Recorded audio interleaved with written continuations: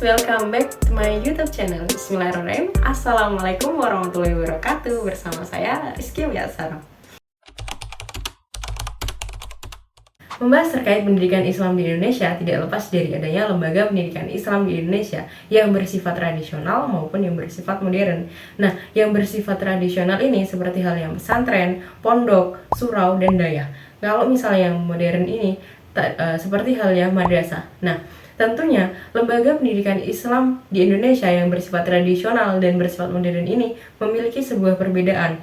Dimana kalau misalnya yang tradisional ini fokusnya dalam pembelajaran ilmu agama. Kemudian mereka ini dalam pembelajarannya itu tidak bertingkat. Kemudian kalau misalnya yang modern ini, mereka itu seperti sekolah klasikal. Nah, memiliki kurikulum sendiri, dan dalam kurikulumnya ini mereka juga mempelajari ilmu-ilmu umum. Sedangkan pendidikan di Indonesia itu ada yang namanya sekolah umum, Volksskolen atau sekolah rakyat yang dulunya itu didirikan oleh Belanda. Kemudian ada juga kalangan Muslim Indonesia yang dari Kairo ini yang memberikan gagasan, mendorong adanya gagasan modernisasi Islam. Nah, adanya madrasah ini diharapkan untuk dapat mencetak muslim yang terpelajar. Maksudnya muslim-muslim ini yang mereka itu paham akan agama dan juga mereka itu paham akan ilmu-ilmu umum juga. Nah, selain itu, setelah hadirnya madrasah ini, kemudian tuh mulai banyak sekolah-sekolah yang mengadopsi sistem madrasah ini. Banyak sekolah-sekolah yang bertransformasi ke lembaga pendidikan Islam. Di tahun 1930, ketika gelombang transformasi Islam itu semakin gencar, upaya pembaharuan sistem pendidikan di pesantren itu terus berlangsung, sehingga banyak pesantren itu yang mengadopsi sistem madrasah. Jadi di dalam pesantren itu tidak hanya belajar tentang agama, tapi juga belajar terkait ilmu-ilmu umum. Contohnya adalah yang terjadi di pesantren Tebu Ireng, di mana mereka itu memfokuskan untuk mendidik santrinya untuk dapat mengembangkan ilmunya agar menjadi ulama yang intelektual. Nah, sejak awal abad 20 ini, pesantren itu terus mengalami transformasi yang luas. Nah, sedangkan madrasah ini tuh yang sifatnya yang dari negeri maupun swasta itu tetap dalam bawah naungan Kementerian Agama. Seiring berjalannya waktu, Kementerian Agama itu ingin meningkatkan kualitas madrasah, yaitu dengan melakukan modernisasi madrasah. Nah, pada tahun 1970, Menteri Agama yang kala itu menjabat, beliau itu mengemukakan beberapa strategi untuk melakukan meningkatkan kualitas madrasah, yaitu dengan cara modernisasi madrasah dengan mengarus utamakan pesantren, kemudian madrasah, lembaga pendidikan Islam lainnya itu ke pendidikan nasional. Di sini dalam artian dapat memudahkan orang-orang, memudahkan siswa-siswa yang tadinya sekolah di madrasah ataupun di sekolah umum. Ketika yang di sekolah madrasah itu ingin melanjutkan ke sekolah umum, mereka itu tidak merasa kesulitan, dan juga sebaliknya. Nah, tapi implikasi dari kebijakan ini, dari madrasah itu harus melakukan revisi kurikulum secara besar-besaran, di mana mereka itu harus mengadopsi 70% ilmu pengetahuan umum dan menyisakan 30% untuk kurikulum yang keagamaan tadi. Nah, begitu juga yang terjadi di perguruan tinggi, di Institut Agama Islam Negeri atau IAIN. Nah, dulu IAIN itu tidak hanya berdiri di satu kota saja, tetapi terdapat fakultas-fakultas yang berdiri di luar kota tersebut.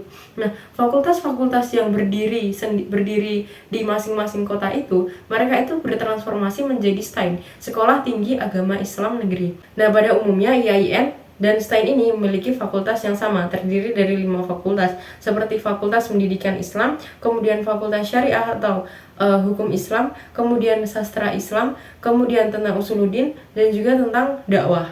Nah, selain itu ada juga perguruan tinggi ya IAIN seperti di Jakarta, IAIN yang bertransformasi menjadi UIN Syarif Hidayatullah, dari Institut Agama Islam Negeri berubah menjadi Universitas Islam Negeri.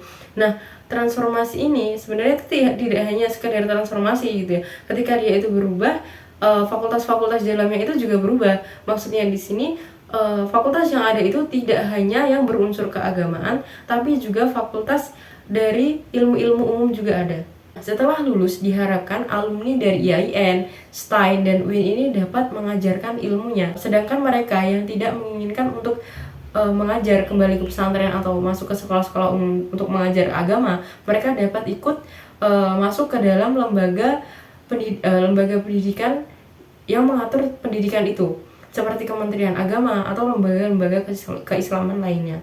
Nah, di sini letak keunikannya, bahwa pelajaran agama itu menjadi pelajaran wajib dari tingkat sekolah dasar sampai ke perguruan tinggi. Untuk itu, lulusan IAIN, UIN, dan STAIN mengajarkan pelajaran agama di sekolah-sekolah tersebut. Jadi, pada masa pemerintahan Presiden Abdurrahman Wahid, beliau itu mengupayakan, sebenarnya itu pengupayaan ini sudah terjadi dari lama ya, yaitu menginginkan bahwa pendidikan itu harus berada dalam satu atap, maupun pendidikan Islam dan pendidikan umum itu harus berada dalam satu atap, yaitu Depdiknas atau Departemen Pendidikan Nasional. Namun hal ini tuh banyak dipertentangkan oleh masyarakat muslim sendiri.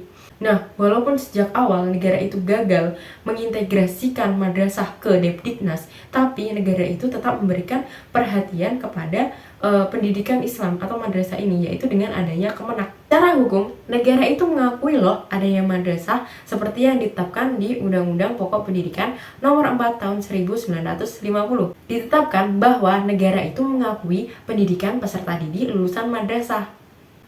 Namun dalam prakteknya banyak yang memandang kalau misalnya madrasah ini tuh nggak setara sama pendidikan umum yang di bawah Depdiknas. Untuk mengatasi ketimpangan ini, pemerintah itu merasa perlu adanya modernisasi guna untuk meningkatkan kualitas madrasah. Pada tahun 1989, pemerintah menerbitkan undang-undang baru tentang Sistem Pendidikan Nasional atau disebut dengan UU SPN. Nah, setelah diberlakukan hal ini selama 3 tahun, lulusan madrasah aliyah ini dapat melanjutkan pendidikannya itu tidak hanya ke perguruan tinggi seperti IAIN, UIN ataupun STAIN, tetapi mereka juga bisa belajar ke perguruan tinggi lainnya, dan bahkan sekarang itu malah bisa melanjutkan ke akademi kepolisian maupun akademi militer.